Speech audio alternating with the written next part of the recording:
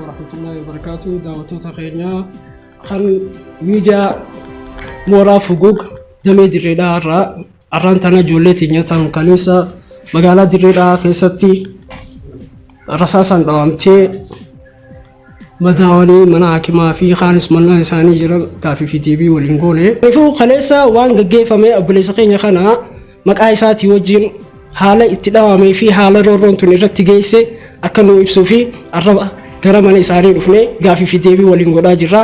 Nu hordofaa. Mee eenyu sin jaam maqaa kee? Ahmed Ismail Muhammad Musa. Okay, kaleessa mee haala kamiini xiitiin si dhawuu dandeessee rasaasni jarittiin poolisaa si dhawemoo makalaakiyaa moo federaalaa haala itti dhawamtee madaan kun sirra gahuu danda'e nuuf ibsuu dandeessa? Poolisii nadee. Aye. Poolisii dalleen ka ijoollee teenya fidu jirtu illaa ammatti. Aye.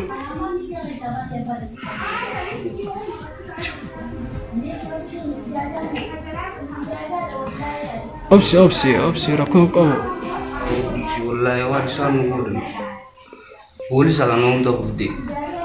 Yeroo irratti haalli jeequmsaa kan uumame akkamitti poolisiin qawweessi dhawuu dandeesse? Mee naa ibsuu dandeessaa? Poolisiin akkatti na dhawuu dandeesse. Isaan duubatti dhorkaati wajjin lukka dhufaa jechuudha. Poolisiin jechuun? Eenyu waliin? Somaalota wajjin. Okay. Nudhaa. Aye. Xiqqii qabachaa. Aye. Nuti isaan afaan nagayaa hubuu dubbisan nuti afaan lolaati nu dubbisaa jechuudha. Nudhaa. Jeequmsi kun akkamitti eegalamuu danda'e? Isiniif quban qabnee magaalaa keessaa hojjechaa jirtaniiti isinirratti bu'ee moo isiniif deemee barbaade moo haala kamiin jeequmsi kun uumame? Quban qabnee. Aye. Eenyutu dhufee jeequmsa isinirratti uume? Isaani. Eenyu isaan? Somaalota. Okay.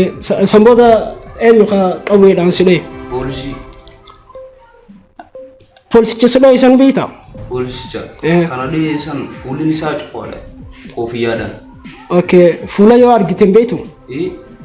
Fuula isaa waan argamu jiru. Diimaa diimoota hedduu jira. Okay. Ijoolleen si cinaa jirtu ga'aati dhaawamtu namoonni beekni jiranii jechuudha. Rabbi beekaa sana. Okay. Akkami madaan mee hangamta miidhaan sirra geesse?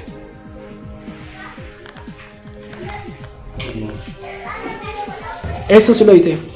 As. Aye. Asiin baate. Achiin si seentee achiin baatee jechuudha? Asiin seentee asiin baate. Okay.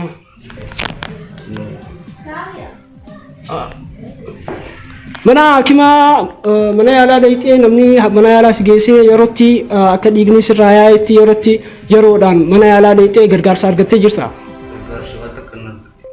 Okay. Saa meeqatti dhayxe? Sadirratti. Saa meeqa dhawamte?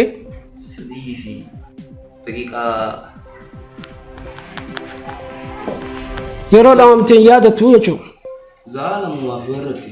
Okay, dhawamte. Saa sadirratti gargaarsa hakimaa argattee karaa hakimaa deemte jechuudha. Namoonni biraa kasii waliin jiran yeroo sanitti miidhaan akkanaa irra gahee kaa'ati beektu ni jira? Nam tokko du'ee jaan dubbatan tokko jira obboleessa keenya Abdukariim Muhammad Khajaan haala yeroo inni itti dhawame san waan irraa beektu ni jira? Isa san. Aye. Waan beene wallaahi san nagarra gudaanis.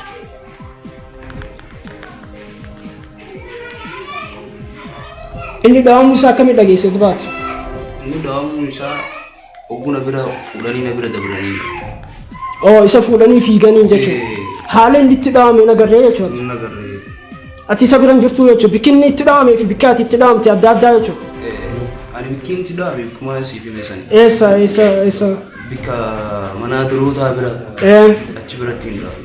Okay. Yeroo sanatti dhahaaruu turte moo waan takka soowwan? Haaruutiin jira dhagaa Maaliif jarittiin waan Somaaleen roorroo isinirra gootee iddoo dalagaa keessan irratti dhahaa isinitti aartee farte moo? Maaliif Oromoo teenya waan tuqaniif.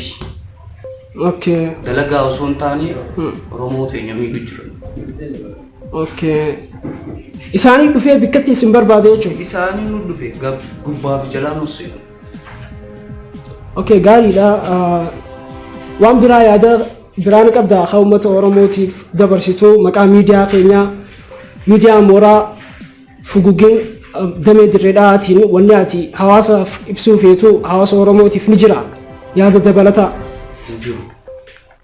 Okay, galatoomii dhaggeeffattoota keenya miidiyaa keenya hordoftoota keenya hunoo haalli ijoolleen itti dhaamte haala kana obboleessa keenya kana Ahmad Ismaa'il Jaaniini dhalataa magaalaa Dirreedhaatii ganda magaal cabxuu haala kanaan dhawamee hunoo mana ciisaa jira hanga ammaa gargaarsaa isin arganne namni dhufee isa laalee isin jiru bulchiinsinis dhufee isa laalee akkanatti haala kana keessa jira hanga mana isaanitti deeman nee gaafii fi deebii waliin goone asirratti xumurree jirra galatooma.